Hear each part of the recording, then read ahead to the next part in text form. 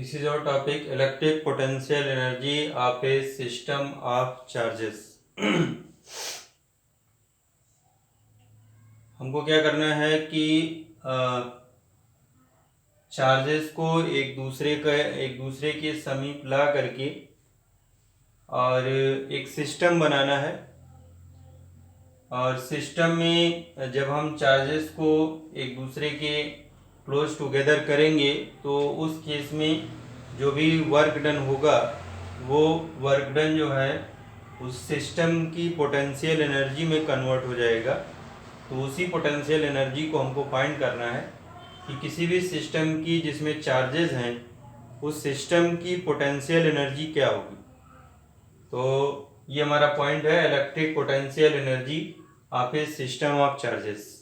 तो सबसे पहले हम दो चार्जेस लेते हैं, दो लाइक चार्जेस हैं, मीन्स ये भी पॉजिटिव चार्ज है और ये भी पॉजिटिव है। सबसे पहले हम क्या करते हैं, फिगर को हम देखते हैं। फिगर को देखने में देखिए सबसे पहले क्या करना है कि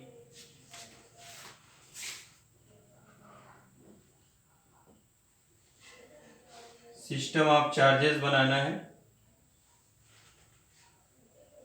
एक चार्ज मान लेते हैं कि Q1 चार्ज जो है उसको हम इनफाइनाइट से मूव कराना स्टार्ट करते हैं और इस पॉइंट तक लाते हैं। इस पॉइंट को मान लेते हैं R1, यहाँ तक लेके आते हैं और चार्ज क्या है Q1 चार्ज को इनफाइनाइट से इस पॉइंट R1 तक हम लेकर के आए मूव कराते हुए।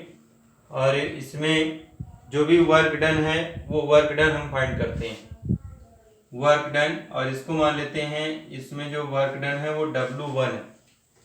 तो अभी तक यहाँ पे और कोई चार्ज नहीं है, तो इस चार्ज को यहाँ तक लाने में हमको कोई वर्क नहीं करना पड़ा। सो दैट W1 क्या हो जाएगा, 0 हो जाएगा। ये W1 हो गया। W1 क्या है, हमने क्या किया, चार्ज Q1 को इनफाइनाइट से पॉइंट R1 तक मूव कराया और उसमें W1 वर्क निकाला और ये क्या है, 0 है।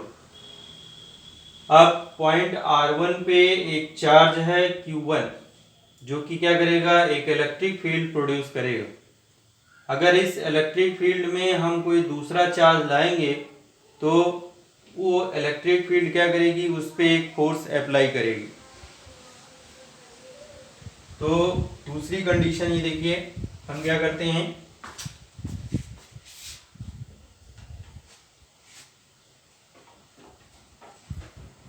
ये इनफाइनाइट और यहां से दूसरा चार्ज लेते हैं जिसका अमाउंट है Q2 और इसको मूव कराते हुए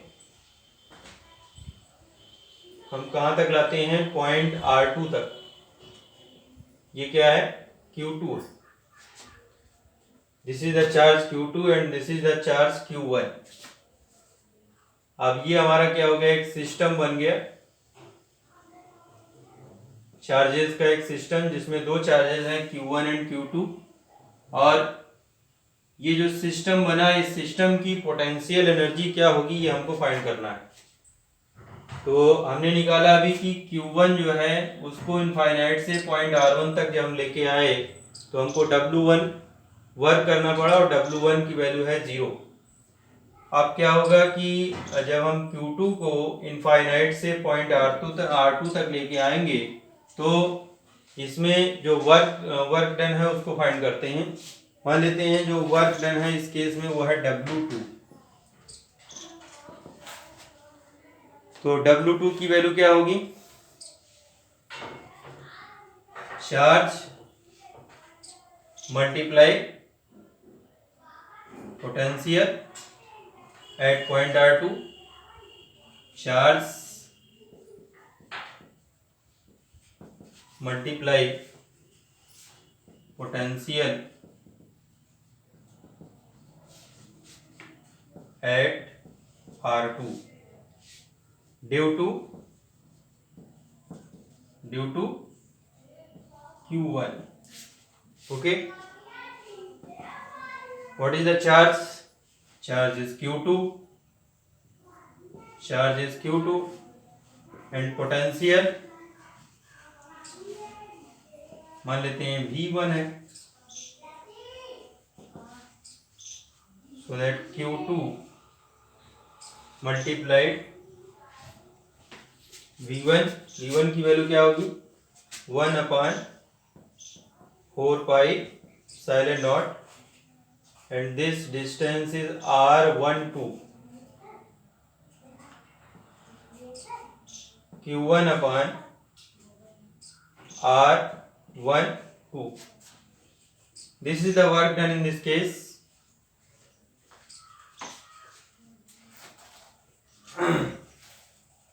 This is W2. Now we find the total work for constructing this system. Total